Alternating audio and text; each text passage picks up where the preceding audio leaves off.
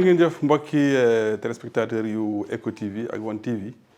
ñu ngi leen di nuyu di leen ziar bu baax a baax di leen jox seen wàccuwaay ni ñu koy faral di defee ci seen émission carte sur table carte sur table nag xam ngeen concept bi dañuy dalal doomi réew mi ñi nga xamante ni seen xel màcc na ci santé wala éducation wala sax tolluwaay réew mi ñu waxtaane li nga xam ni mooy li soxal askan wi nag moo tax tey jii ñu amal leen émission carte sur table dalal ki nga xamante ni moom mooy monsieur le maire maître Ousmane Diagne commune Thiès Est tey nag ñu am mbégte bu rëy ndax maire monsieur le maire wax dëgg du ma la ko ndëb namoon nañ la nag vraiment namoon nañ la trop. maa leen doon vraiment namoon nañ la trop waaw. ñu ngi lay ziar bu baax di la jox sa wàccuwaay di la bàyyi nga nuyoo ak ñi nga xamante ñoo ñuy seetaan. non mais maa leen raw professeur man tamit maa ngi am mbégte gu mag di bokkaat ak yow plateau comme niñ ko daan defee di nuyu ñëpp ñi nga xam ni ñu ngi seetaan ci internet bi di ñaan yàlla rek lu ñu fi waxtaanee rek mu nekk njariñ pour askan wi. jërëjëf. macha allah jërëjëf alors ñi ñuy topp nag ñu xamal leen ni yéen ñu ngi dalal tey maître Ousmane Diagne wax nañ ko ci njëlbeen. mu nekk vraiment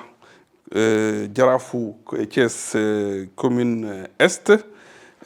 boobaak léegi mi ngi bëgg a def ay fan moo tax ñu am yéene toog waxtaan ak moom tey jii bu ko defee ñi nga xamante ni ñoo koy topp wala bëgg a xam commune bi nan la koy doxee ak taxawaayam ci politique ak ci réew mi yëpp ñu xam lan mooy taxawaayam maître Ousmane Diagne nag il a débuté sa carrière en tant que greffier su ma juumee après nga gindi ma au tribunal de grande instance de Ziguinchor en 2006. Bon, il a ensuite occupé le poste de greffier au cabinet du président du tribunal de Thiès de 2008 à 2021. En 2021, il a été nommé greffier en chef du tribunal de Tivaouane. Alors voilà mi ngi noonu léegi nag ci parcours politique wax nañu ne sànq homme politique la également ñu bi ñu ko nommé maire nag ci commune Est Thiès Est. Bon ci la dem ci élection ñu nommé ko bien sûr sous la bannière de Yewwi voilà Yewwi Askan Wi il a donc mis en place plusieurs projets de développement dans la commune notamment dans les domaines de la santé, de l'éducation et des infrastructures. Il a également lancé des initiatives pour améliorer la gestion de la commune, lutter contre l'occupation anarchique des espaces publics. bu ñu ñëwee nag ci li nga xamante ni jot na ko réaliser macha allah. Je touche du bois monsieur le maire sànq dama koy parcourir ba ne monsieur le maire vraiment doy na waar daal waaw à mi-parcours parce que 3 ans de mandat ngeen defagun nga jot fa réaliser lii yëpp macha allah en santé dans le domaine de la santé nga def construction de 2 nouveaux postes de santé à Fayou et cité Kër Khadim ba pare réfection extension des postes de santé de cité Niakh kër Serigne Ablaye Yakhine ak Ersan ba pare équiper leen de chaque poste de santé d'un appareil d'échographie à 3 ondes voilà éducation nga def construction de salle de classe à l'école maternelle Mayoro Fall de Ersan équipement toujours nga def équipement de toutes les 22 écoles de la commune en matériel informatique n'est-ce pas ba pare def dotation des 22 écoles en fourniture scolaire ci infrastructure moom aménagement mu def aménagement de 2 jardins publics à Buntu Dépôt et Parcelles Assainies def réfection de la case des tout-petits des champs de course mais également construction d'édifices publics à Amary Diop 2 à Darou Salam et à Kabassal donc loolu mooy infrastructure yi sport et culture da aussi def am na lu mu ci def subvention de 100 000 francs pour chacune des ASC des 44 ASC de la commune. Alors parrainage des 4 finales zonales de la commune également def na ko accompagnement également def na pour toutes les disciplines sportives. Voilà defaat aménagement d'un parcours sportif à Cité Pilo. Subvention Arcos aussi association des artistes def na subvention aménagement d'un terrain synthétique au champ de course en cours de travaux waaw bii moom bi may ñëw ñu bëri dañ ma ne parce que c'est une question qui revient laajal ñu ko fu lii toll fu mu toll voilà en résumé voilà je crois que comme ni ñu ko waxee ah li nga ci wax am na ci loo xamante ni kii mais am na ci xëy na lu ñu fàtte. parce que ci infrastructure yi comme ni ñu ko waxee au début de notre mandat est inscrit sur le ñun budget social la ñuy def comme on a un budget social ñu axé ko principalement sur l'éducation et la santé. Parce que ci santé effectivement vous avez parfaitement raison nous avons construit 2 nouveaux postes de santé cité Kër Khadim Fayou mais poste de santé yu mag et je crois que le médecin chef doon na ko wax mu ni ñooy bokk na ci poste de santé yi gën a mag ci yi mu mës a gis xam nga Thiès la particularité de Thiès mooy ñooy poste de santé yi gën a mag ci district bi fa lañ nekk parce que quartier yi gën a populaire fa la nekk mais yamuñu ci tabax ñaari poste de santé yu bees dañu réfectionné yeneen cité Ñaax Kër Serigne Ablaye R100 dans une cité Lamy et ñu ngi waajal Daaru Salaam mu ngi waaj a tàmbali et poste de santé Bala bi aussi dañ koy janvier incha allah rabi dañuy poser première pierre bi parce que jàpp ni santé rapprocher la santé des populations dafay nekk loo xamante ni lu nécessaire la mais bi ñu leen di réfectionner ba pare aussi dañ leen équiper l'équipement des postes de santé yamul rek ci appareil échographique yu bees tàq yi nga xamante ni defal nañ leen ko parce que quartier populaire yi nit ñi dañ daan jóge foofu jigéen ñu wérul ñu dem ba centre de santé bu 10e wala hôpital régional di rang foofu perte fa une journée passe bu cher dem ak dikk léegi nag seen quartier yi fa la ñuy yem képp ku bëgg a def échographie sa koñ doo ko génn fa nga koy defee mais yamuñu ci appareil échographique parce que voyage bi ma njëkk a dekk ma nekkee maire matériel médical bu bëri la ñu indi woon ak suñu partenaires yi ñu nekk Vendôme équipé suñu poste de santé yi ci ay lits d'hôpitaux ak ak yeneen sans compter que tous les postes de santé dañu leen di jox une subvention de 1 million de francs chaque début d'année dañuy jox poste de santé yi subvention 1 million de francs bërki démb bu gis ngeen ñu lancé aussi parce que poste de santé yi CDS dañu am ay jafe-jafe par rapport ak seen factures yi facture ndox yi léegi pour autonomiser les postes de santé bu nekk lañ la gasal forage le projet démarré na ñu commencé ko poste de santé bu Silema ndox mi commencé na ñëw yeneen poste de santé yi nekk ci commune bi yëpp dañu leen di gas en forage après on va extendre le projet ci école primaire yi CEM yi ak lycée yi nekk ci biir communes yi bi ngay lim infrastructure yi bon xam naa ni de loolu omission lañ ko fàtte mais du rek ay éducation publique yu def ay Daaru Salaam Amar Diop 2 nous avons construit 28 salles de classe dans les différentes écoles élémentaires de la commune ku ne xam na ni ay tabax salle de classe d'habitude état moo koy def mais ñun suñu commune comme dañ ni ñun commune lañ boo xam ni commune bi c'est une commune qui manque de tout dañoo war a dabe dañuy jël suñu lépp miser ko ci éducation miser ko sur la santé nous avons construit 28 salles de classe dont à R100 la particularité bu nekk rek mooy Kaba Sall classe bi boo mosaan toog ardoise bi parce que des classes qui datent de 1955 nit ñi classes yi yàqu buy taw élèves yi duñ fa mën a nekk kaña yi di dàqante ci biir salle de classe bi élèves yi di daw ak yooyu mais on a pu réussir defar ko ba pare construire en hauteur ce qui fait que maintenant tabax nañ fa 3 salles de classe mu dooleeku ci 2 salles de classe yi nga xamante ni ñoom ñoo fa 3 salles de classe yi nga xam ne ñoom ñoo fa nekkoon ba pare duñ yam ci ñun bu ñu tabaxee pare dañuy équiper on les a équipés en table-banc de carreler toutes les salles de classe l'électricité aussi a été reprise et je crois que su ngeen wër Sénégal commune Thiès bokk na commune bi nga xamante ni mooy njëkk a doté toutes ces écoles de matériel informatique xam nga xale yi buñ mësaan di def ay épreuve composition examen blanc da ngay tasante ak ñoom ñu dàq leen école ñu ni nañ dem wuti cotisation ñi ñu la ñuy laaj 200 ñi 500 pour que loolu nag ñu bañati am ci école bi ñuy tardé seen cours yi ñun dañoo préféré jënd ay appareils ay photocopieuse imprimante pour école yëpp pour les CEM ñu jëndal leen ay ak les lycées mooy 8 CEM yi nekk ci commune bi ak lycée c'est vrai que bokkuñu ci suñu domaine de compétence parce que c'est de la compétence du conseil départemental mais ku ne xam ne conseil départemental dooleem bëriwul te comme ñun dañuy encadrer élèves yi ci à partir du préscolaire ak élémentaire bi bëgguñu rek après ñu génn élémentaire ñu abandonné leen moo tax on veut les accompagner ba keroog ñuy am bac. C'est pourquoi on investit dans les CM et dans les lycées. On ne s'est pas aussi limité à réfectionner des écoles préscolaires comme Mayoro Fall bi ñu tabax ay salles de classe, Case Tout Petit de R100 bi nga xamante ni aussi day complètement réfectionné. Bu Cité Senghor on va réfectionner, bu Darou Salam c'est ça va, les travaux vont démarrer, mais dañu tabax une Case Tout Petit toute neuve la cité Kër Khadim parce que bi ñuy falu dañu ñëw gis ni cité Kër Khadim mooy quartier yi nga xam ni c'est les quartiers périphériques mu am fa ay benn dame bu madame Ndiaye dame bu macha allah bu brave yor fa ay xale ci Case Tout Petit bi mais amul infrastructure dañ koy aal ay kër yoo xamante ni borom kër gi bu soxlaa këram des fois sax du nekk kër gu egg mu nangu kër gi léegi nag bi ñu ko yëgee dañuy on va en faire une priorité dañ leen di tabaxal Case Tout Petit et tey je crois que ku dem cité Kër Khadim bokk na ci Case Tout Petit yi nga xamante ni moom moo gën a rafet ci ville de Thiès. Donc yooyu c'est en matière d'infrastructure voilà les réalisations yi nga xamante ni nii de manière visible. Maintenant si on y ajoute les jardins qu'on a aménagés jardin Buntu Dépôt je crois que ñi ku yàgg Thiès gis nga ni c'était à l'abandon kenn ñi meew fa woon a jaar donc ñun bu ñëwee bokk na ci projet yi njëkk a réaliser à côté un parcours sportif pour permettre aux populations aussi surtout le troisième âge ñu mun a defar seen yaram.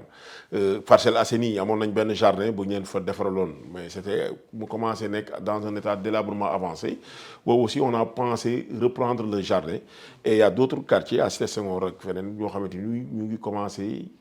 infrastructure yi fa nekk aménager ko parce que cadre de vie bi aussi ci compétence yi nga xamante ni nii dañ ñu ko transférer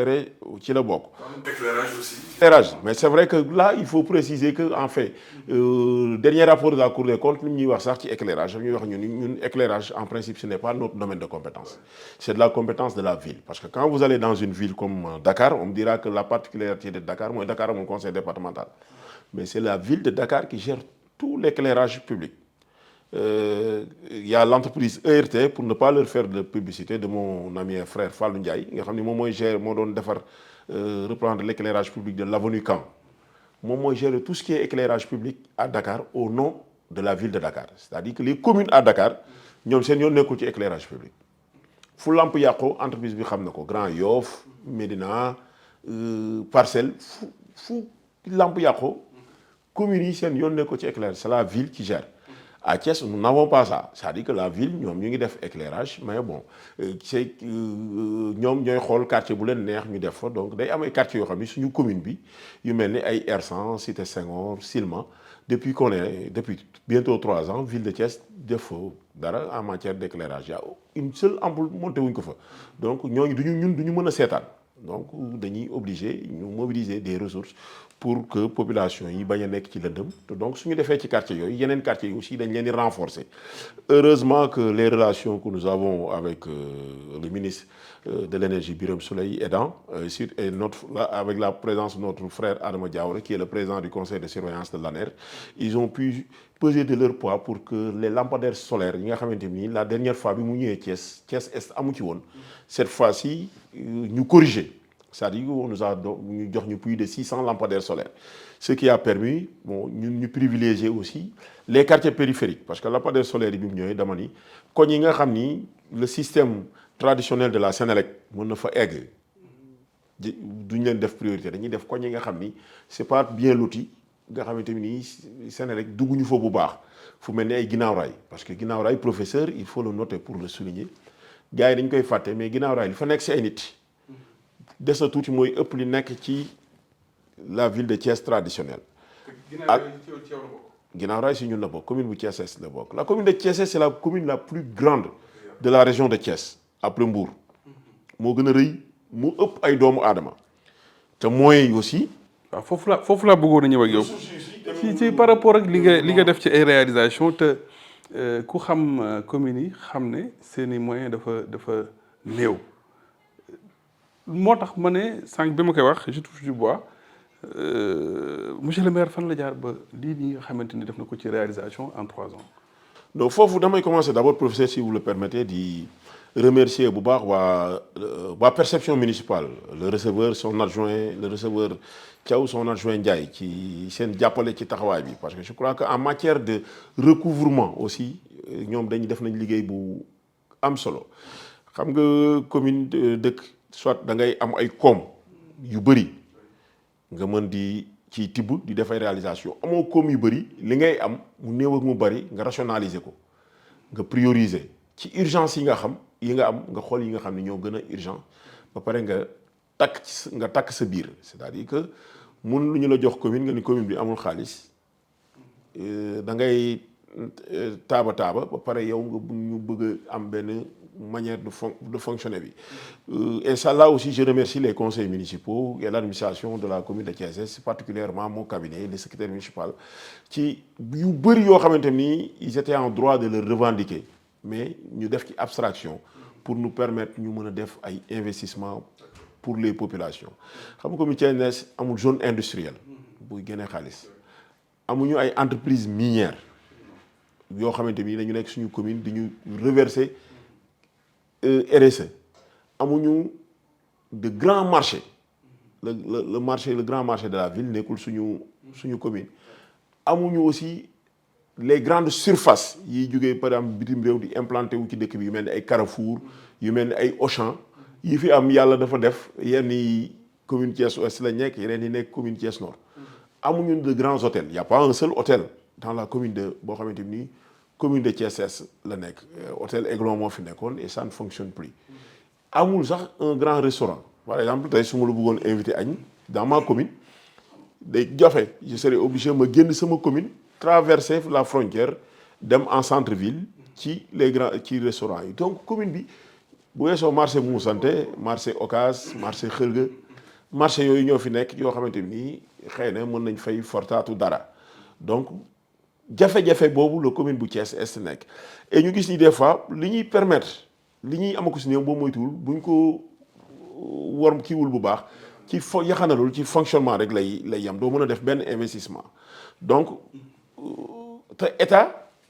dina indi ndimbal bu muy joxe mooy fonds de concours yi fonds de dotation yi sel bi mais ñu gis ni état bi tamit foofu ni ñu koy joxee et à chaque fois que j'ai l'occasion mais donné dama koy dénoncer ni ñu koy joxee dama jàpp ni loolu amul benn critère objectif boo xamante ni ci la ñuy basé wu parce que bu ñu nee équité territoriale commune Thiès Est yemul ak benn commune dans la région moo fi gën a moo ëpp ci ëpp ay nit donc boo koy jox mun loo ko jox la même chose que yi ngay jox ñeneen ñi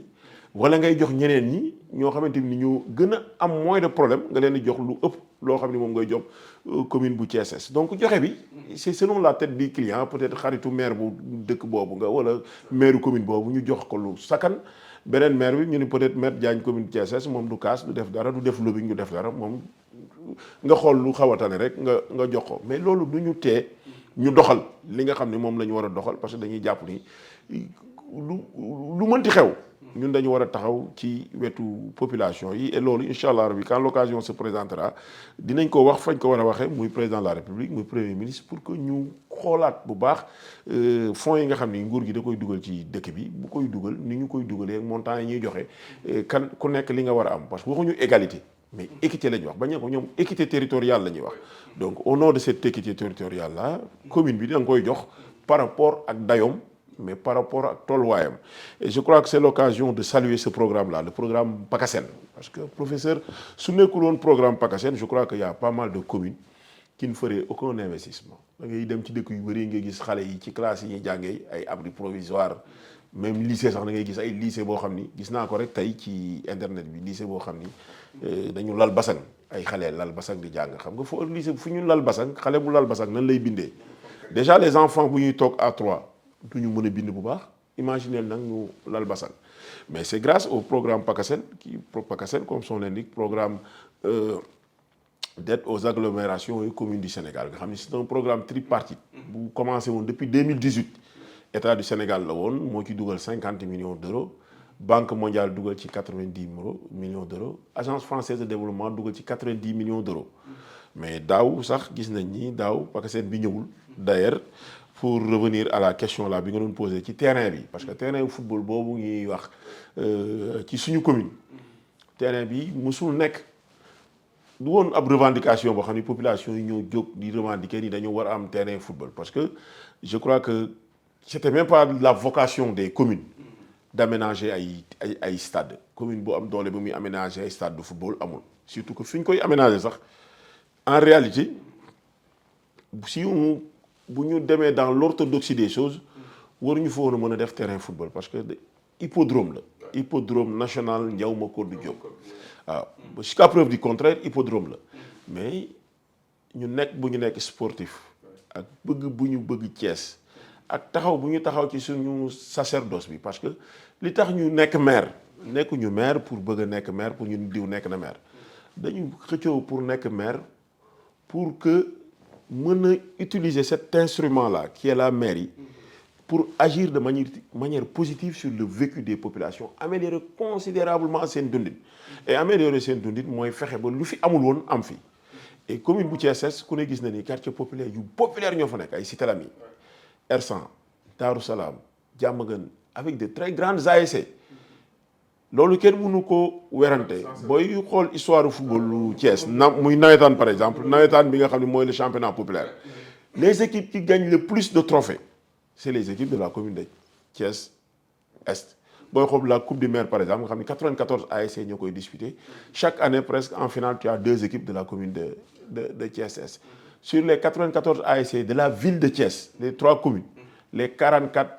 sont de Thiès Est 50 yi moom la yeneen ñaari communes yi di partagé wu et ces 44 ASC là on est obligé de les gérer en termes de subvention en termes d'assistance taxawu leen organiser leen loolu moo indi pas-pas gi ñu amoon ni dañuy def terrain bi parce que terrain boobu on l'avait promis avec l'ancien régime le président Macky Sall nous avait promis un terrain malheureusement ça n'avait pas pu se faire avec du temps où notre frère Yankoba était là-bas c'est pourquoi après comme amoon naa yéene gi ma ne ñun dañ koy def c'est vrai que indi woon na ay xëccoo au niveau du conseil municipal gars yi certains avaient pensé peut-être à juste titre pour ñoom que jël xaalis bu doy noonu naan dañ koy def ci terrain football yanul maanaam parce que ñoom dañuy jàpp ni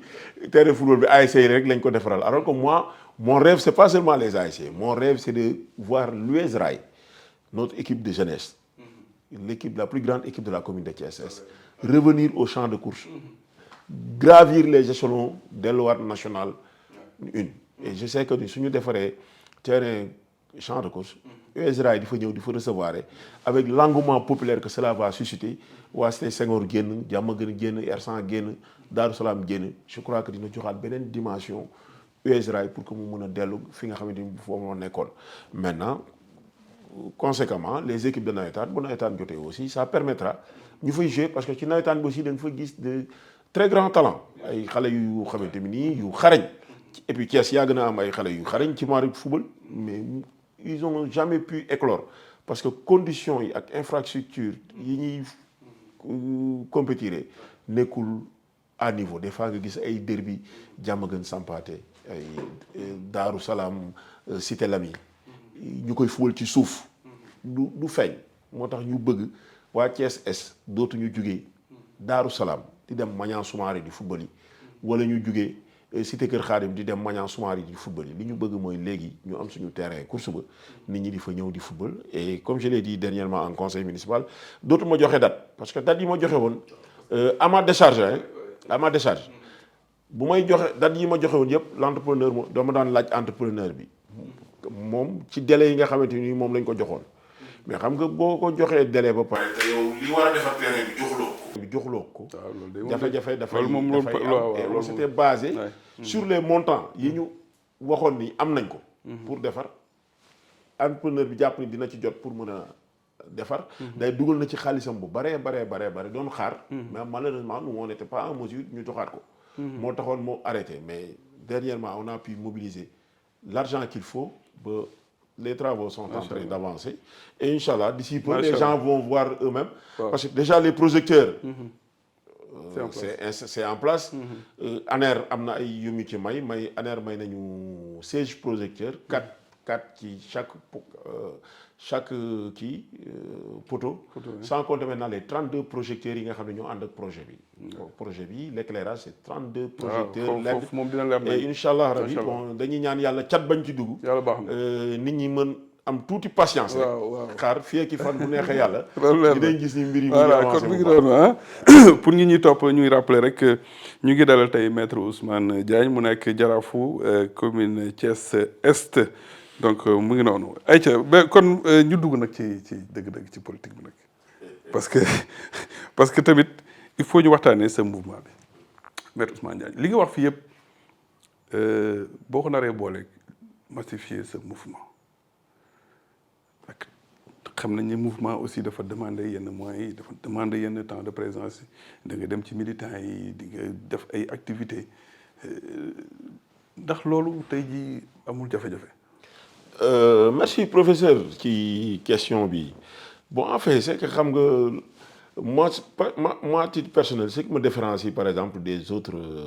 politiques mooy que li ñu naan y a un temps pour la politique y a un temps pour le travail man loolu non seulement dama ko gëm de mais dama koy doxee barki démb ci conseil municipal dafa am benn conseil boo xam ne ndeysaan bi mu jëlee parole intervention moom ma gën a touché parce que dafa jël parole te conseil municipal boobu ku ko xam-xam ni moom du jay kenn lu mu xalaat moom daf koy wax parce que nitu dëgg la Ablaye Ndione mu ngi dëkk conseil municipal pur la parti pur lañ la bokk mu ngi dëkk Cité Lamy mais mu ni on a vu que seen mandat seen budget bi budget social la dekkul un budget politique xam nga am na maire yoo xam ne xëy na dañuy ñëw dañuy def investissement mais l'investissement bi ñuy def du nekk priorité wu population yi mais day nekk investissement boo xamante ni nii xëy na ñoom pour wut ci gain visibilité ak gain politique la nous on n'est pas dans ça ñun lépp loo xamante ni dañ koy yëkkati dañ koy def pour mu am un impact direct et positif sur le vécu des populations et tey boo wëree dëkk bi boo nee maire commune bi ëpp lu mu def ci wàllu social bi ëpp lu mu def ci wàllu santé bi ëpp lu mu def ci wàllu éducation ñëpp xam nañ ko et je crois que loolu pour un état sax loolu mooy doit être la priorité des états maintenant moi c'est comme ça que je fonctionne il se passe pas un jour nag sans que mu am ab gox boo xamante ni ay nit yoo xamante yu yàlla baaxee ñu gis ñun li ñuy def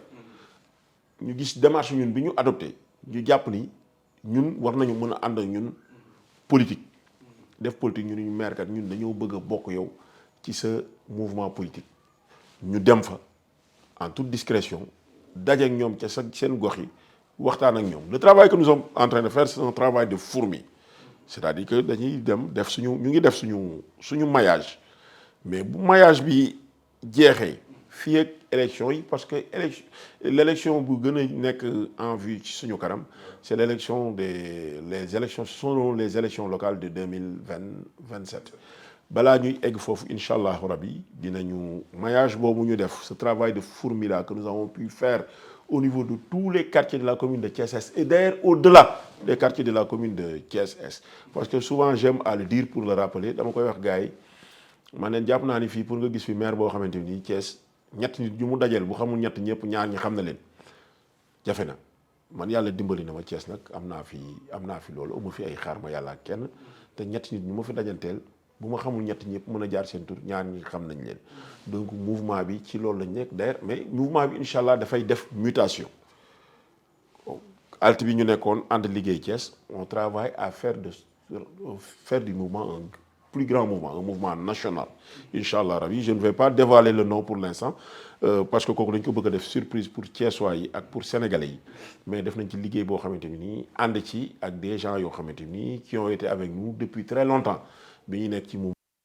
étudiants yi ñu ci bëri ñu nekk Thiès ak ñeneen ñoo xamante ni ñu ngi nekk ci yeneen i dëkk à travers le Sénégal mën naa ni dëkk bu nekk gox bu nekk ci Sénégal rek am na fa kenn koo xamante ni incha allah am ñoo xamante ni d'ici peu bu dinañu boole loolu lépp organiser ko pour lancer ce mouvement là mu nekk mouvement boo xamante ni incha allah rabi dina nekk lu am solo sur le landreau politique sénégalais incha allah rabi. très bien alors mouvement yi nag. monsieur le maire dañuy def carte sur table parce que mouvement yi gisoo benn mouvement boo xam day dem ci élection te dugg ci coalition ndax yaa ngi des ci coalition Diomaye président wala da ngay dem apte parce que réew mi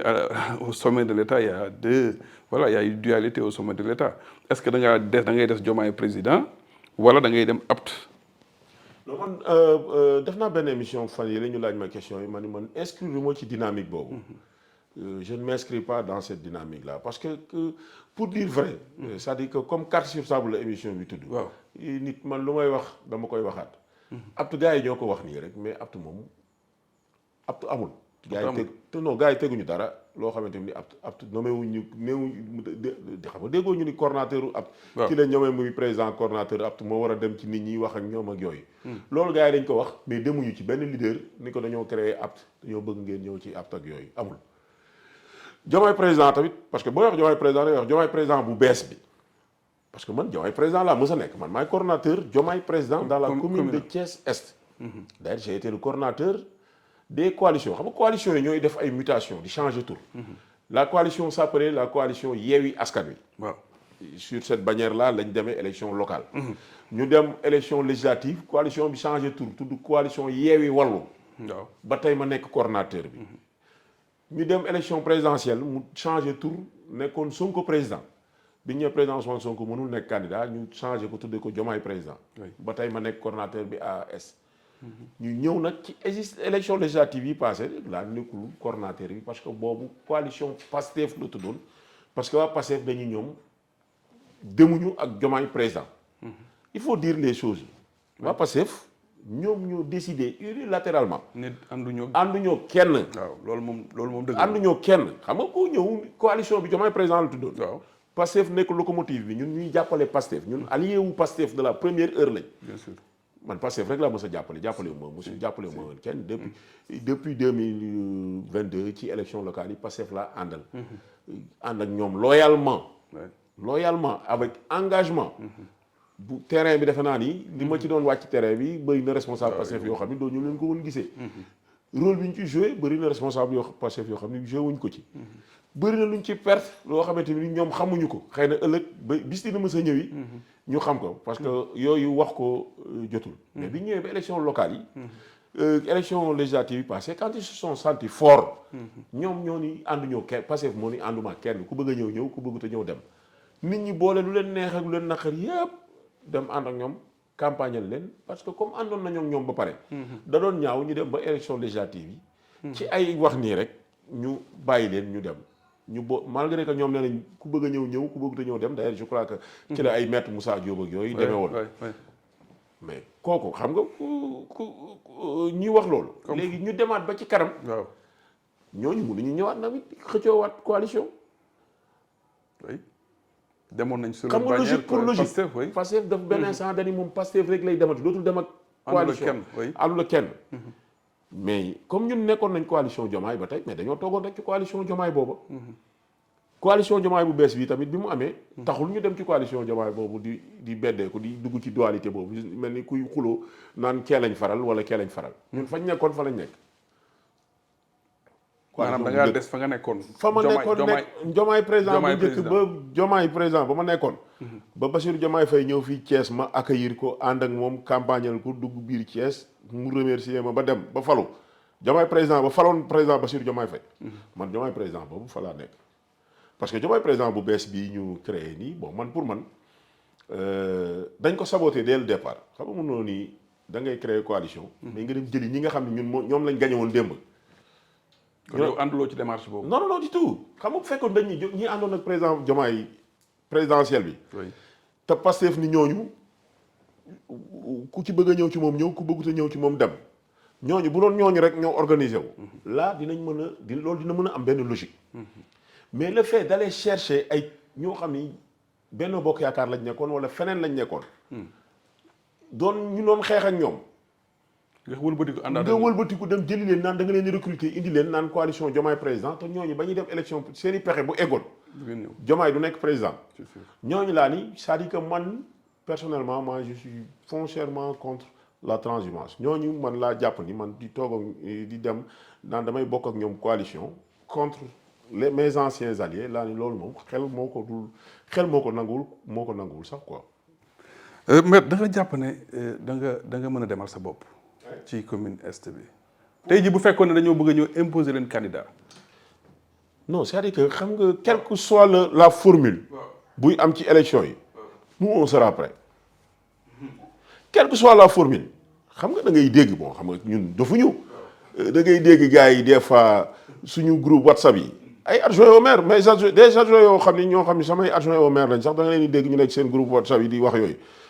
bu ñu génnee dañuy foog ni yow xamoo ñoom xamoo ci lu ñu nekk fekk na yow xam nga ci lu ñu nekk bu baax. ñoom loolu la ñuy wax ah nee nañ dañuy nangu maire yi ah. waaw mais xam nga maire yi. jàpp nañu maire yi ñoom ñoo ko joxoon xam nga looy nangu. te élection yi jëm dañ koy nangu. xam nga looy nangu mooy loo xamante ni yow yaa ko jox nit ki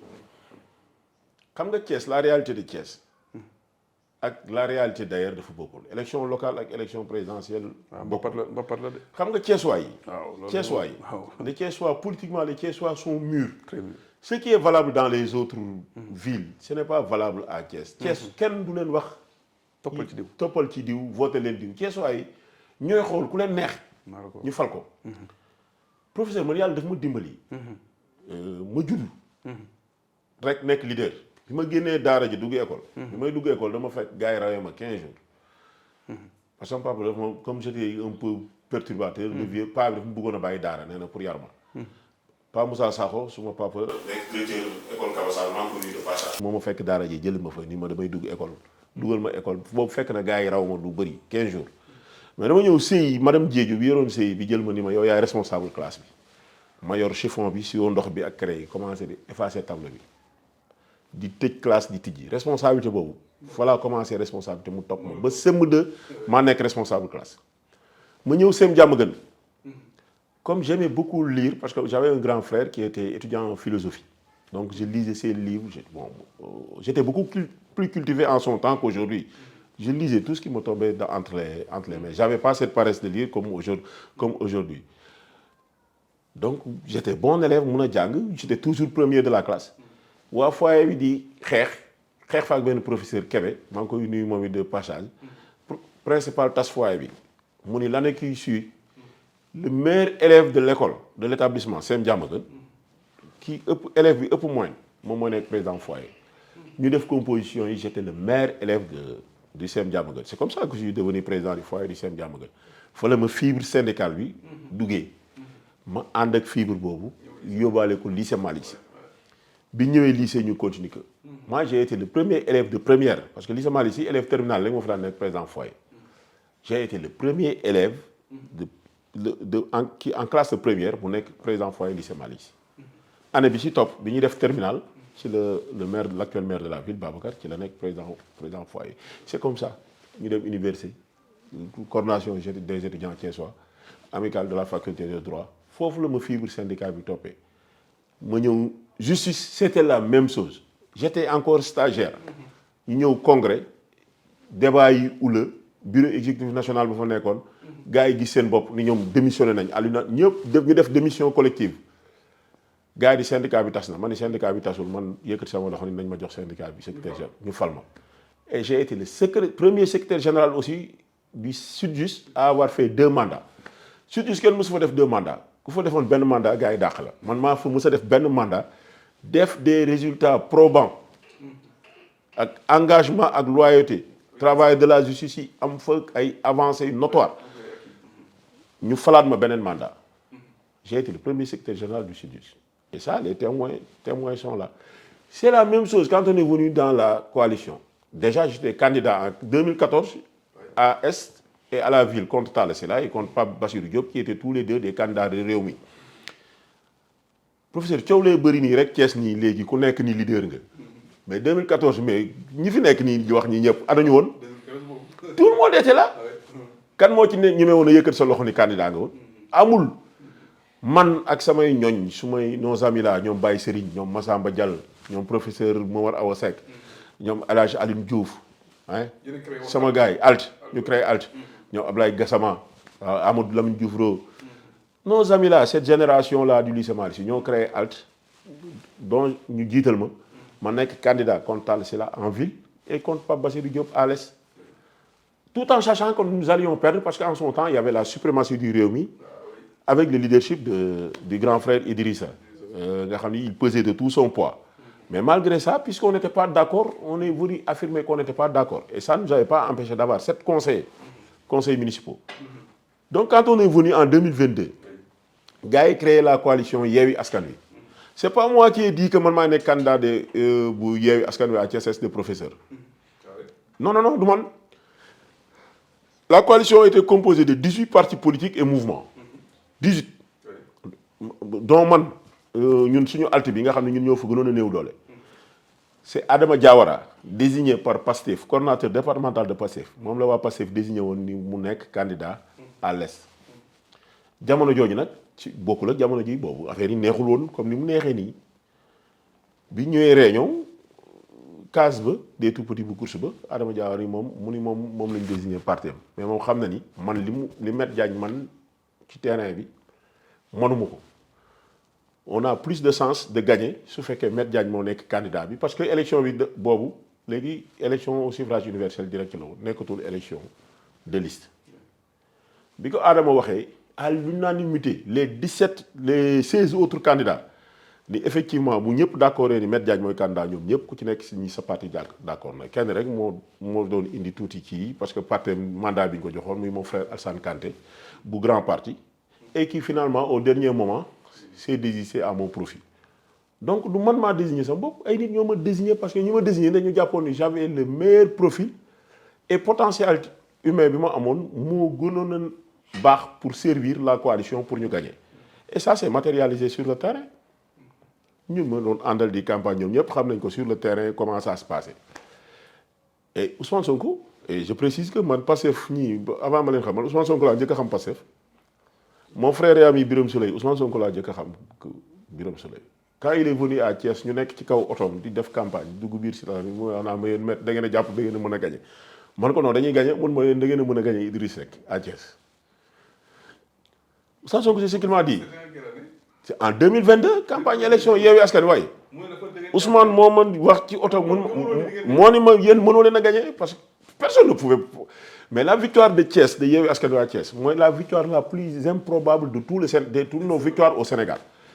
Parce que Idrissa Seck et Macky Sall, dans une même coalition, ñu ànd ci ay coalition à Thiès. Kan moo xalaat des gosses qui sont sortis de nulle part surtout ñu ni benn maître Ousmane Diagne moo jiite kaar gi noonu la ñu doon xeebee dañuy dugg ci ay koñ wàcc parce que quand les gens étaient dans leur caravane dajale seen nit ñi dugg ci ay koñ ñun dañuy wàcc dugg ci terrain bi parce que nous sommes des Thiessois et les Thiessois nous connaissent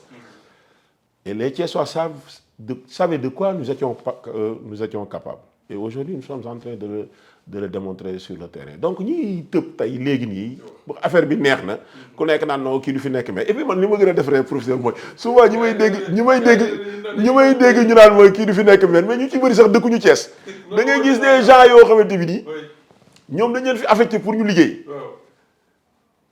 ñu loué fi kër changé seen lieu de vote fekk benn waay boo xamante bi nii ab benn Ousmane Diagne boo xam ne fi la jànge juddoo yaroo fi màgge fi jànge fi daara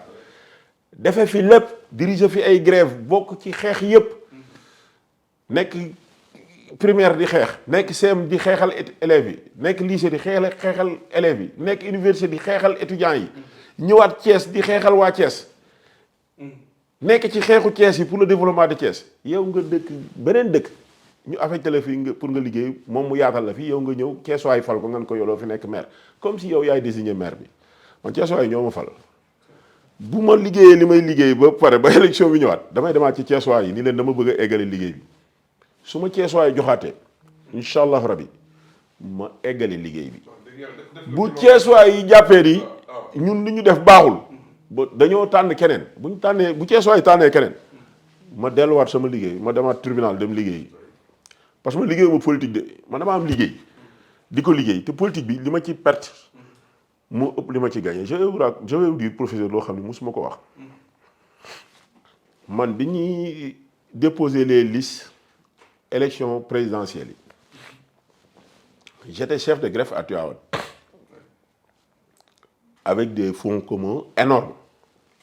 des indemnités de chef de greffe indemnités de logement de toutes sortes d'indemnités kilométriques toutes sortes d'avantages sur le plan financier quand tu es chef de greffe mais tu es bien quoi mën nga di ngay sant yàlla di nga dimbali ay nit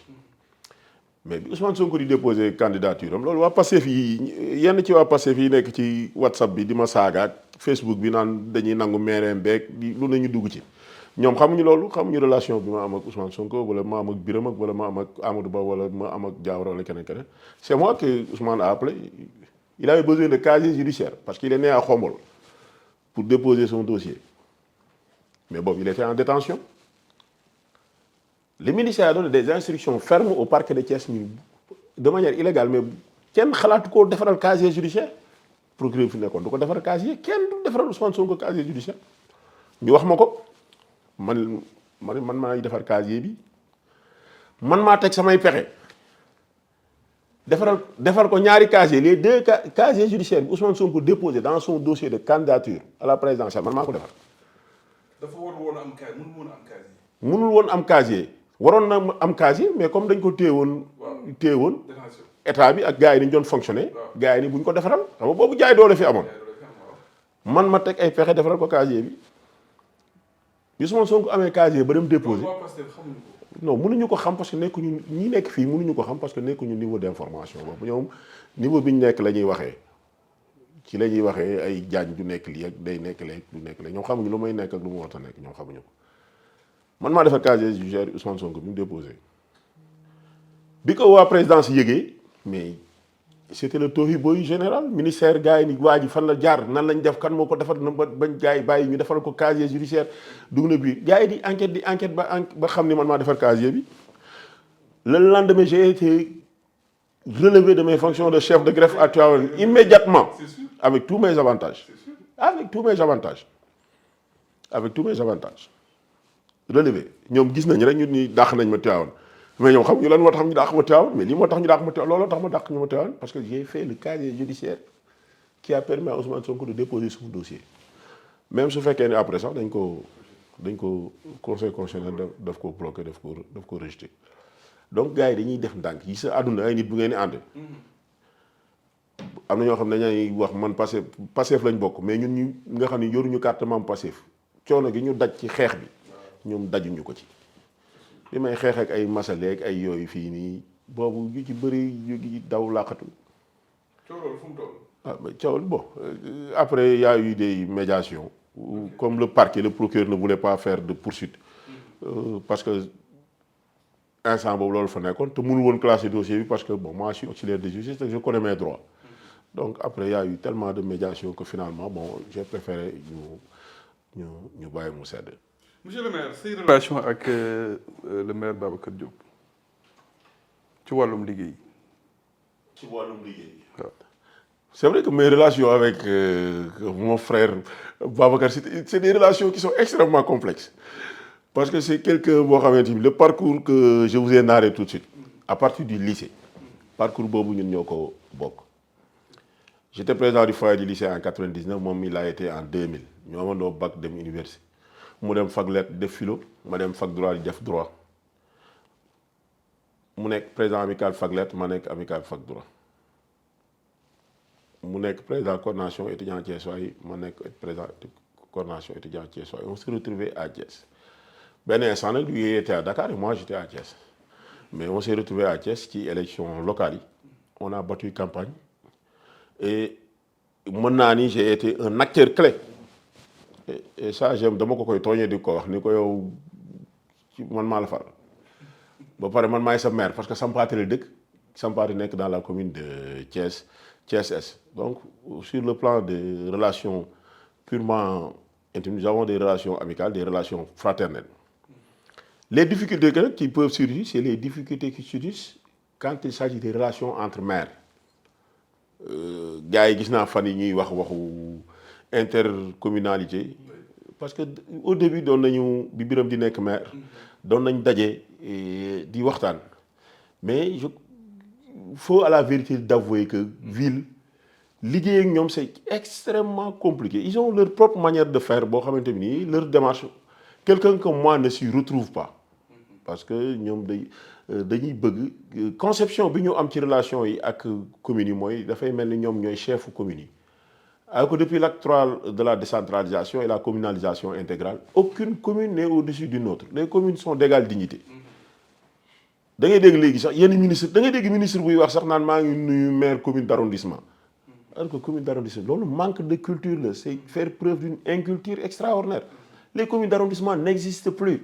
C'est des communes de plein exercice. su amee kuy disparaître ville mooy disparaître bàyyi fi commune yi mais les communes ne peuvent pas disparaître bàyyi fi la ville. La ville n'a pas de territoire.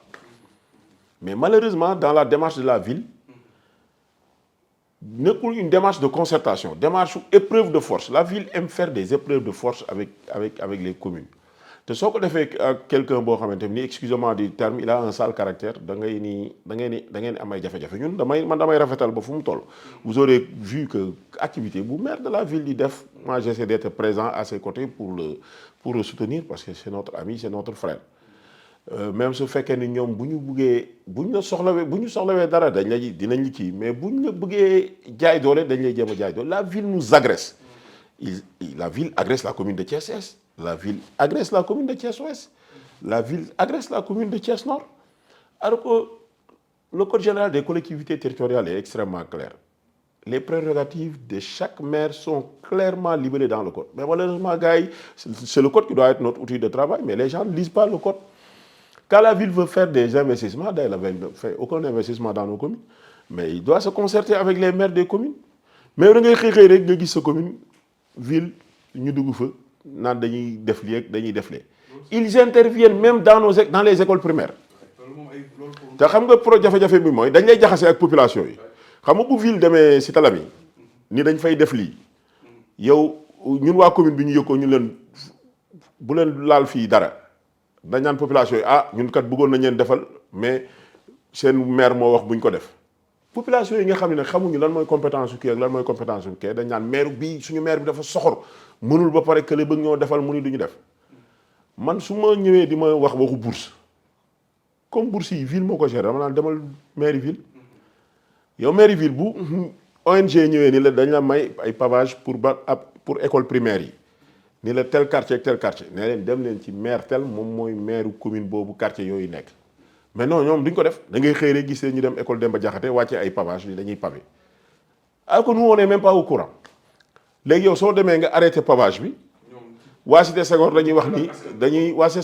ni non maire suñu maire Thiès dafa soxor maire ville bëggoon nañu pavel alors que pavage boobu du projet wu ville projet c'est des ONG moo ko maye.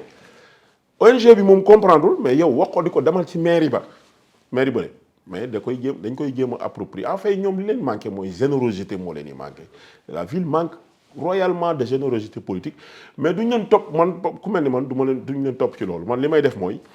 su amee ay jafe-jafe entre ville ak communes yi man en tant que ami du maire de la ville man dama war a jël sama bâton de pèlerin pour fexe ba maire de la ville am les meilleurs rapports avec les autres maires même su fekkee c'est pas facile. Et ça aurait dû être très facile parce que pour des maires qui ont été élus sur la même liste électorale je crois qu'on aurait pu s'aménager des plages de discussion qui permettraient que population yi duñu percevoir aucune once de divergence entre nous. Mais malheureusement fi mbir yi toll mooy ku ci nekk politiquement yaa ngi bëgg a wane ni man maa def lii man maa def lee ak loolu c'est par exemple le plus important mooy l'impact de nos actions sur le vécu des populations. ñu privilégier les investissements yi ñu mën a def différenciation entre des investissements qui impactent sur le vécu des populations en termes de construction de postes de santé. Si vous allez à Dakar, la ville de Dakar a construit un centre d'hémodialyse. La ville de Dakar a construit un lycée à Grand Yoff. La ville de Dakar fait partout des routes. Même quand du Premier ministre sax Barthélémy bi nekk maire yaa ngi dégg mu ko doon tooñ ci ko wax construire nañ fa yu demee noonu soo ko yooyu dafay am impact sur le vécu des populations ñun ci yooyu lañ nekk. tabax ay classes tabax ay postes de santé aménager ay terrains. Du ñu yem ci football bi rek on va aménager des terrains de basket. Imaginez-vous qu'à Thiès il n'y a pas une seule piste d'athlétisme à Thiès pour toute la ville de Thiès je vous dis pour toute la ville de Thiès. Lat Dior il n'y en a pas Maniang Soumaré il n'y en a pas champ de course il n'y en a pas Seneps il n'y en a pas. Il n'y a pas une piste d'athlétisme à Thiès. Faites le tour de Thiès ça c'est moi qui vous le dis. Allez à Khombol le département de Thiès sax laa lay wax allez à Pout la région de Thiès allez à Mbour. aller à Tivaouane il y a pas de piste d'athlétisme dans la région de Thiès amu fi alors que c'est Dakar qui organise les Jeux olympiques de la jeunesse. 26 loolu leer na léegi nag ñu tàbbi ci diggante président Diomaye ak son premier ministre dégg nañu mu ne tout récemment moom Ousmane Sonko liggéeyul pour Diomaye waaye lépp lu mu liggéey ci compte Diomaye la koy def loolu nan nga ko déggee. bon xam nga wax man foofu damay jàpp ni wax moo jë wax bi moo laaj déggin amoon nous tous ñu ñuy liggéey ñëpp on ne travaille pas pour des hommes notre engagement notre investissement c'est pour le pays c'est pour le Sénégal corps yi nga xam ne bu ñuy dugg ci seen métier dañuy prêter serment bu ñuy prêter serment prêter wuñu serment de loyauté envers une personne on n'est plus en royauté nekkuñu ci ay monarchie nga xamante ni lépp looy def c'est au nom du roi et pour le roi nous sommes en république notre loyauté va vers la république même su fekkee nag l'institution suprême c'est le président de la république man ci déclaration bi man foofu laa ko déggee que son engagement c'est un engagement pour le Sénégal et c'est compréhensible il travaille pas pour Bassirou Diomaye Faye il travaille pour le Sénégal parce que Bassirou Diomaye Faye lui-même en tant que président de la République il travaille pas pour son propre compte il travaille pour le Sénégal pour le développement du Sénégal pour les intérêts du Sénégal c'est pas pour rien que l'infraction de haute trahison a été créée su fekkee ni moom intérêt rek la ñuy liggéeyal kon day xool li nga xamante ni njariñam la rek ak njariñu famille am mu def ko mais am na ci loo xam ne bu boobaa bu ko defee dañ koy topp pour haute trahison envers la haute trahison ce serait envers qui c'est envers la République c'est envers le Sénégal man foofu laa jàpp ni déclaration wu premier ministre foofu la mais nekkul une forme de déclaration de défiance boo xam ne day wane ni man faalewuma Diomaye ak yooyu non man dugaluma ko ci cadre boobu xam nga nit ku nekk ak tempérament le premier ministre Ousmane Sonko il a son tempérament il a son franc-parler il a son vocabulaire il a ses mots mais man wax bi déggin bi ma ci dégg mooy déggin bi ma la wax ni man moom laa jàpp ni dégg amul problème politique problème d'autorité la am ba ci loolu ba ci réew mi amul problème politique dégg nga ko mu wax ko amul problème politique effectivement problème économique la am ak problème d'autorité loolu aussi loolu parce que réew moo xam ni am na njiitu réew nekk la clé de voûte de toutes les institutions nga ne réew mi dafa am problème autorité là. waaw dégg li ma wax non moom laay wax man yi xam nga ku nekk ak sa tempérament non mais xam nga un premier ministre qui dit que réew mi problème d'autorité la am mais bu fekkee dafay sànni xeer mais moom day sànni boppam moom day sànni boppam xeer moom man maay premier ministre le chef du gouvernement qui incarne l'autorité dans ce pays-là qui doit veiller au respect des lois et des règlements c'est la justice c'est le ministère c'est la justice c'est l'intérieur ñooñu dans un gouvernement c'est qui leur supérieur hiérarchique direct le premier ministre donc su fekkee ni foofu dafa am problème d'autorité bu fekkee ni premier ministre fi mu waxee gars yi feneen fi lañ ko bëgg a yóbbu bu boobaa xanaa bu boobaa moom damay jàpp ni kon xanaa bu boobaa moom problème moom boppam lay attaqué. kon yow da nga bokk ci ñi nga xamante gëmoo ne am na benn dualité au sommet de l'État. non moi je ne pense pas man jàpp man jàpp xam naa ni am nañ ay jafe-jafe et loolu ça ne peut pas ne pas manquer. non parce que dañu ngi dégg mu ne dafa am lu ñu doon leeral. non lu ñu doon leeral peut-être bokk na ci bëgg-bëggu président yaakaar ne dafa am yéene 2029 mu samp ndëndam est-ce que du loolu lañ doon leeral parce que dañuy li ñu doon leeral xam leer na léegi. mais président yow ñun seetaan nañu président 31 décembre. président ni moom waxuma mu lorñee sama siège na ko xool parce que siège bi man moom laa ko yéene président la fi moom président Bassirou Diomaye Diakhar Faye moo wax loolu waaw wala yéen seetaan loolu lañ loolu. man maa seetaan président Bassirou Diomaye Faye. non ci diggante bi déggaatuma ko fi mu waxaat leneen. xam nga fii dëkk bi coow li ñoo bari ñi naan coalition bi. mais gars yi 72 heures nañ fi président de la République am na ñoo xamante ni même compte Facebook officiel bu président ñu bëri dañoo désabonné ci saa si. non xam nga désabonné bon c'est le droit le plus absolu. mais par contre. les attaques. les insinuations. waaw et yenn wax yu ñaaw yi. contre le président de la République c'est à condamner avec fermeté. et c'est l'occasion de dénoncer parce que gis naa fi fan yi l'autre là le député là Bara Ndiaye. Cheikh Bara Ndiaye. nga xamante ni Bara laa wax sax parce que lu mu la wax tey moom suba mu wax la leneen. muy wax bon des fois foofu laa dul comprendre très sincèrement mes amis de Pastef. parce que Bara Ndiaye amul lu mu fi yàqul président Ousmane Sonko. bi ñuy nekk ci.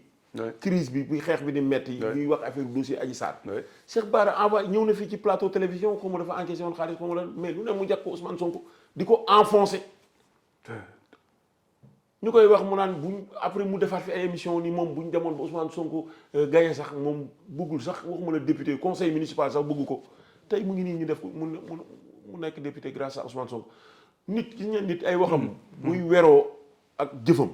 moo nit kooku du ma ko teg fen koo xamante ni tey lu mu la wax tey. suba boo ko waatee émission bi wax la leneen ñooñu dañoo jar a moytu donc waa Pastef. ñoom nañuy xool ci seen leader xool ci seen président. te bañ a topp yenn gars yi parce que am na ñoo xamante ni ci conflit yooyu rek la ñuy dundee. ci la ñuy seen leader tamit dafa mel ni wax ji aussi. àddu ci ah mais vous auriez compris que mais dernièrement xam nga ni di nga wax nga def erreur. waaw après nga rectifié wu. oui mais fan yi vous gis nga comportement premier ministre. oui gis nga discours. gars yi nañ dafa jënd glace quoi gis nga waaw non pas jënd glace parce que mën nga wax nga ni dama bëggoon a régler benn affaire. nga gis ni li nga bëggoon a réglé wu na après nga dëgg bal bi taxaw. mais dans toute cette affaire-là est-ce que da nga dégg vous avez entendu le président se prononcer par rapport à ça. waxu ci xam nga ay nit yu dem ba tudd leen ci ay doom.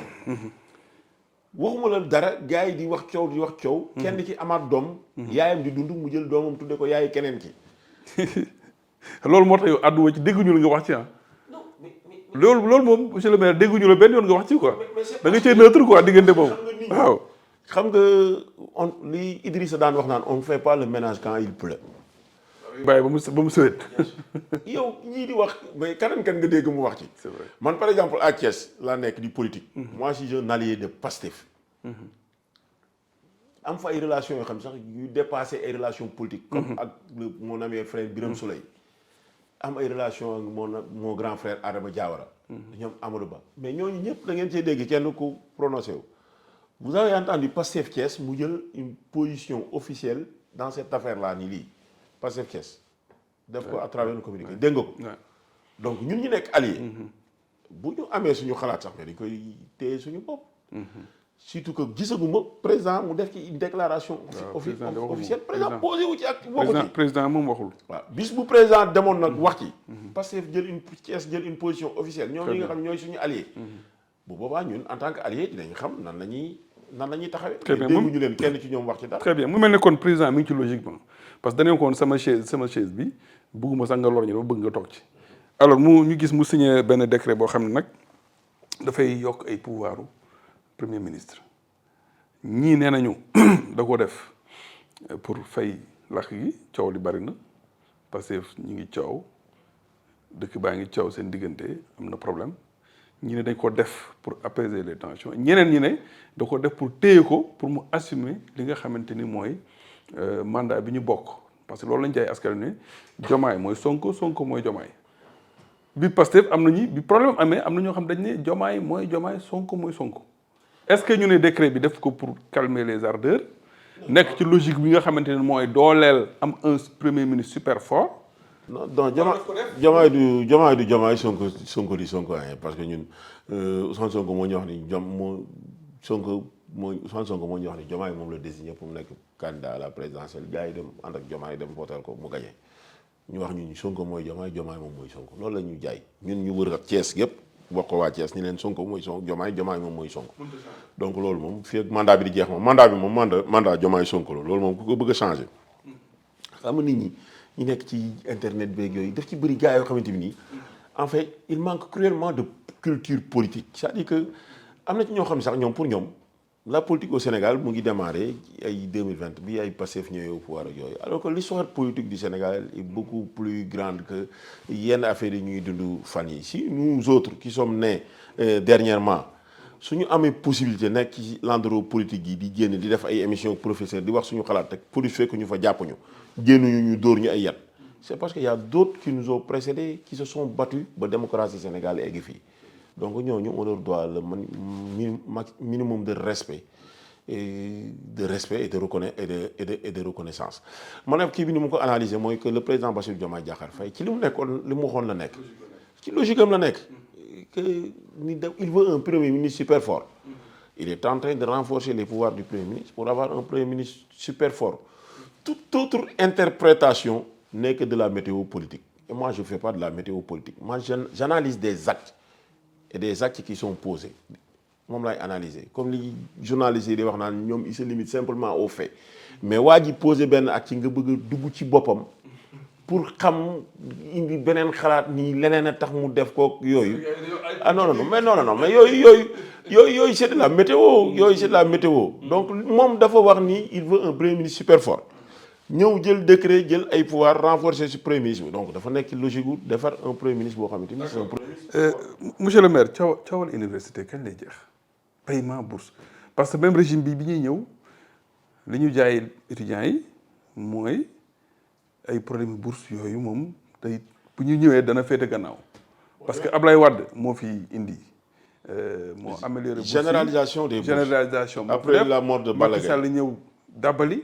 mais régime bi j'ai l'impression que 1 an d'arriéré de salaire de paiement de bourse. C'est la situation économique du pays qui a fait que nous nous sommes retrouvés dans cette situation-là mais on aurait pu valablement l'éviter. C'est vrai que le secteur bu nekk mënoon nañu bàyyi mu am problème ba mu des le secteur universitaire. Ça, ce n'est pas acceptable. Pour quelqu'un, un ancien étudiant comme moi, ancien dirigeant du mouvement étudiant, moi, je ne peux pas l'accepter. D'ailleurs, j'ai fait un post sur ma page Facebook pour manifester tout mon soutien aux étudiants. Parce que les étudiants, ils sont nga bàyyi leen ak li ñu yor. ba ci dégg nañu ñaari député Pastef yoo xam ne mooy non mais ñoom nañu supprimer moom laay wax. loolu scandale ça. yooyu mooy yokku coow lii. xam nga bu ay député de la majorité ñëwee di wax yu mel noonu. ba pare te état bi amul possibilité mu régler problème bi dafay mel ni loolu c'est de manière concertée que sciemment l'état du Sénégal décidé def li mu def alors que coïncidence la. xam nga bu ñu la defee un député man député de la majorité sax dama koy bañ parce que un député c'est un député du peuple ñooñu su fekkoon ni ils avaient eu la chance d'avoir été étudiants je crois que la posture bi ñu am doonuñu ko woon am et je crois que aujourd'hui bu démb doon tey wax jooju ñu wax noonu doonuñu ko waxaat parce que bi ñu ko waxee ça a fait l'objet d'un tollé et à l'unanimité l'ensemble des acteurs politiques de la société civile tout le monde sëriñ yeeg ñëpp dañ ko condamné avec la dernière énergie xam nga nit booy wax sensationnel ak wut lu ak bëgg a wax boo demee assemblée nekk député ñu jox la parole amoo loo wax da ngay noppi balaa ngay wax njaaxum parce que assemblée nationale du ay affaire u caaxaan député ñu ko bëgg a nekk kenn xamul nu ñu toll bu la suñu borom dimbalee ba par ay situation un concours de circonstances extraordinaire yow nga nekk député da nga koy sant yàlla nga xam ni sa tur dugg na dans l'histoire et puis nga am ci taxawaay boo xamante ni nii ñëpp lay nawloo ku mel ne par exemple regardez mon frère là ex-camarade de parti Tafsir Thioye mais Taf day jël parole su yëkkatee parole mais niveau yow da ngay kontaan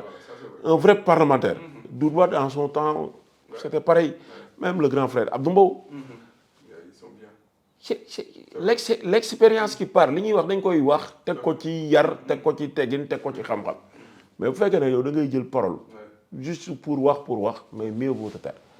alors ñu jeexale nag les libertés ñi nga xamante ni ñoom lañ tuddee les détenus d'opinion ku ci mel ne Badara Gadiaga Ameth Ndoye ñoom Soye Diagne journaliste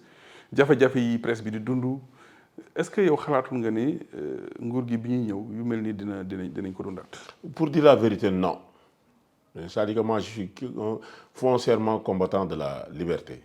Et je crois que les choses sont en train d'ailleurs de s'améliorer dans le bon sens. Parce que la dernière sortie du Premier ministre à l'Assemblée,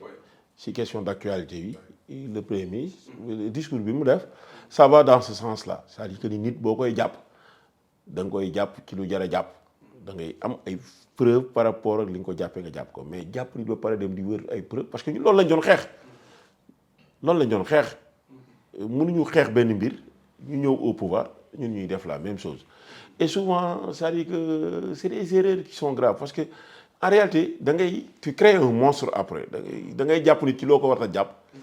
sénégalais xolam dafa gaaw a tooy mu génn xool mais xoolal Abdou Nguer la dimension qu'il a aujourd'hui il est invité sur tous les plateaux de télévision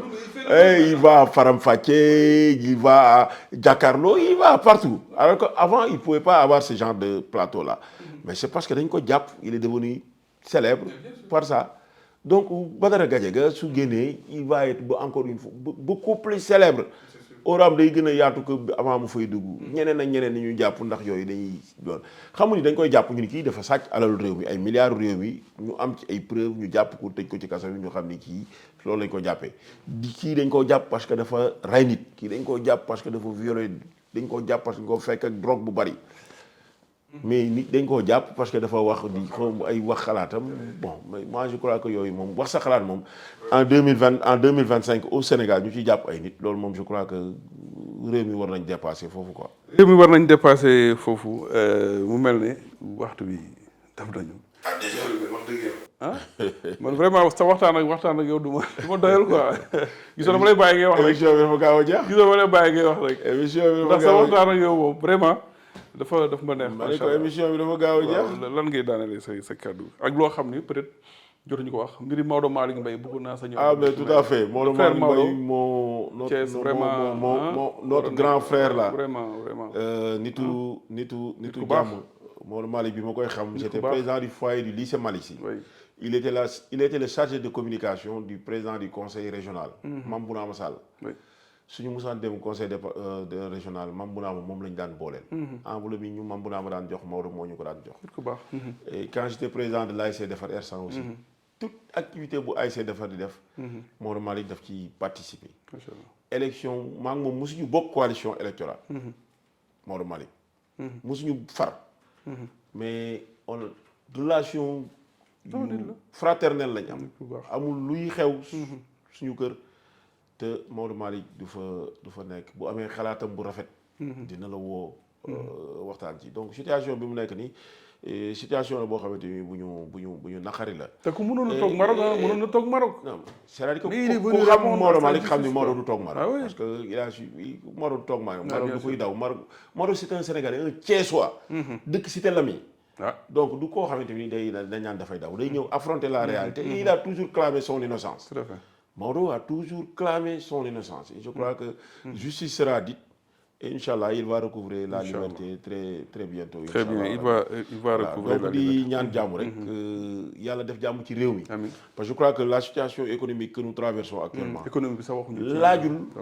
laajul ay kiiro ak ŋaayoo. nous avons besoin de dirigeants. qui transfèrent de l'optimisme. aux populations. gis nga période bi ñu fi comment waxee président ak premier ministre ñoo am ay jafe-jafe soo yeewoo.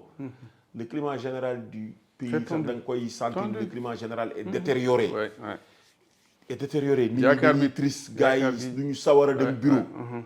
xam nga yooyu baaxul ci réew. alors que tant que ñu ngi doon wax Diomaye mooy Sonko mooy Diomaye dafay am benn affaire bu muy def ci kiiwu nit ñi. les gens sont enthousiastes. bëgg a liggéey bëgg a def preuve. bëgg leen jàppale. pour que réew mi jëm kanam ñun loolu la ñu soxla xam nga nguur. yàlla moo koy joxe. mën nga def lu nekk pour nekk pour falu. te doo falu. loolu dëgg la bu yàlla ne da ngay fal nag da ngay fal. Diomaye bu ma nekkee candidat président Bassirou Diomaye Diakhar Faye ma nekkee candidat man Ousmane Diagne commune bu Thiès Est. moo gën a mag commune bu Ndiaganiao fu ma nekk Thiès Est gi ma nekk candidat. moo gën a ngand fuuf Ndiaganiao. moom mu nekk candidat Ndiaganiao munul gagné Ndiaganiao man ma gagné Thiès tey moom mooy président de la république. maa la wax lii de mbiru yàlla ngi noonu. loolu mbiru suñu borom la c'est-à-dire que loolu ku ko xamul yàlla mooy fale. wallaay donc ñi nga xam ne ñuy wër kii mooy falu kii dañ koy dàq kee dañuy def lii ñoom xamuñu sax ba xam suba nañ fi nekk. moi je suis un homme heureux un homme immensément heureux. tranquille c'est-à-dire que engagement pour Thiès bi. parce que mënuma def leneen man yàlla daf maa bind. wax naa la ko léegi depuis ma def CI. pour que je sois au service des autres. pour ma nekk ci au service des autres pour may demal nit ñi di dikkal nit ñi. moo tax bi ñu may génnee école sax ñu may affecté au tribunal départemental pour may di dox ci soxlay nit ñi wuti certificat de nationalité. defere sama ñoom yaay yi certificat d'hérédité. yàlla moo ma bind pour may nekk ci soxla nit ñi. ci loolu nga continuer. et ci loolu moo tax xëy na mu def ma maire. tout à fait bis bu yàlla nee dootuma nekk maire damay delluwaat tribunal pour nekkaat continuer waat di nekkaat ci soxlay nit ñi parce que man dama jàpp ni. li Sénégalais yi di tuddee réussite sociale. mooy jàng. am ay diplôme. am salaire bu baax. am kër bu tane. am oto. takk jabar am ay doom yi jàng. nekk en bonne santé. am say ngërëmu waajur. yooyu yàlla dimbali na ma ci ba. bu dee ngërëmu waajur. sama ñaari waajur yëpp. moi j'appartiens à une fratrie de 12 personnes. 12. yàlla dimbali ma du ma taaw du ma caat. sama yaay muy gaañu sama loxo la gaañoo. sama papa muy gaañu sama loxo la gaañoo. te ku ci nekk bi ngay gaañu dénkaane nga ay ngërëm. macha allah gërëm ma ko yàlla dimbali ma samay doom yàlla may leen wér gu yaram. yàlla defal na ma. jàmm. maa ngi sant yàlla donc lépp lu ma des muy. man maa desee suñu borom mais suñu borom man dama jàpp ni man. deseelutuma dara yi gars yi xëcc ni professeur. ay ministre ay naan ay DG. di xëccoo di mbëkkanteeg yooyu. mu jaral leen lu nekk ñuy dem di ran ci bureau jàmbur yi nga ñàkk sa dignité ñàkk yi man doxuma ci yooyu de. loolu moom leer na man doxuma ci yooyu man nekk maire. ak dellu tribunal. dem Sarafina naan sama café. ngoon gi ma dem Seneps wala champ de course ci grand yu football yi. moom laa yemale képp. suñ borom nag mooy décider lu mu décider ci ñun rek. loolu leer na man mi koy wax xam naa ko ndax dëgg déplacé ku mel ne maire yombul te bi ma la ko waxee gàntaloo ko da nga ko def na nga ko daan defee kon yow li ngay wax gëm naa ko te Thiessois yi aussi ñu ngi la koy seedeel oyof gi yaatu gi lépp disponibilité bi am njariñ macha allah avant ngay nekk maire donc loolu du lu ñuy natable xanaa di la ñaanal rek monsieur le maire sa yéene nga mottali ko ak jàmm ak sa sago ba Thiès waxuma Thiès sax mais àdduna fi lay dégg fépp ndax président de la république sax jomb la donc yàlla na la yàlla may gudd fan ak wér ñu yàgg daje di waxtaan di gindi ñi nga xamante ni ñoom ñoo ñu topp kon mbokk yi seen émission Carte sur table mi ngi noonu tey amoon nañu mbégte nag dalal tey monsieur le maire Ousmane Diagne bu nga xamante ni mooy jaraafu commune Thiès Est ñu waxtaane tolluwaay réew mi waxtaane jafe-jafe yi waxtaane lu ne xam naa ni du yàgg dara dinañ ko dalal bu soobee yàlla gën a waxtaanaat gën a xóotal di leen sant di leen gërëm yéen ñu doon topp di ñu bëggee ci Eco TV ak One TV jërë ngeen